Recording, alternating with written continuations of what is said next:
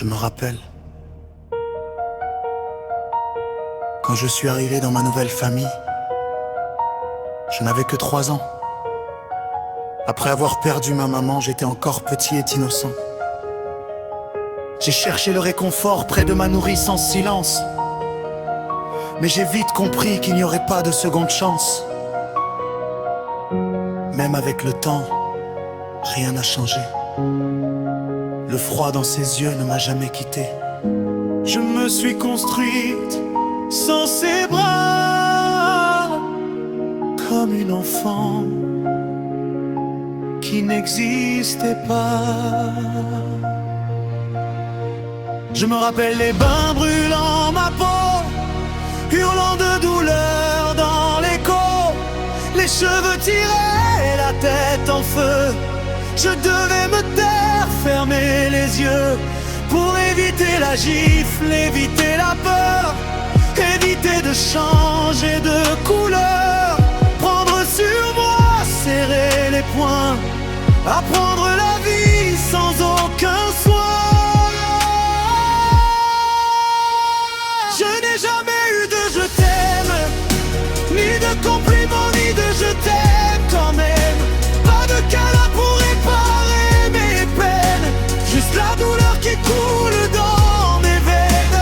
Même si je n'étais pas de son sang, j'étais qu'une enfant simplement. Mais elle disait tu n'as rien à voir avec moi, comme si mon cœur n'existait pas.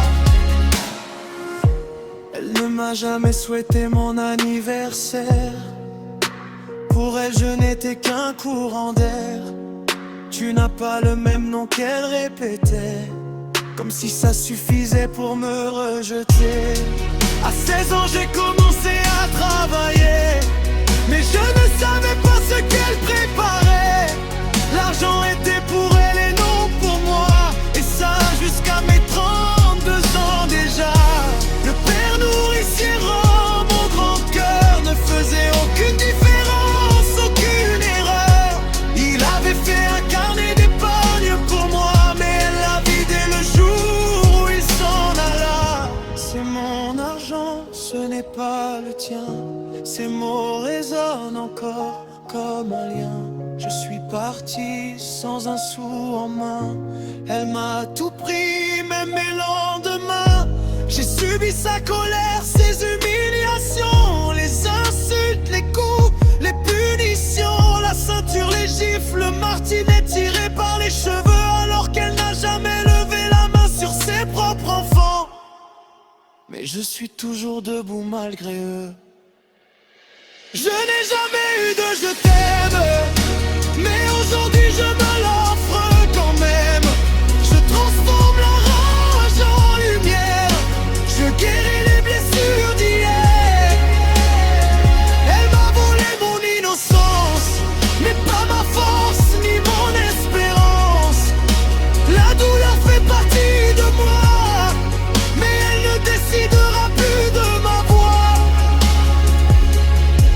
Je me rappelle, oui je me rappelle, mais je ne suis plus cet enfant fragile. Je suis un homme qui se relève et qui survit malgré l'exil.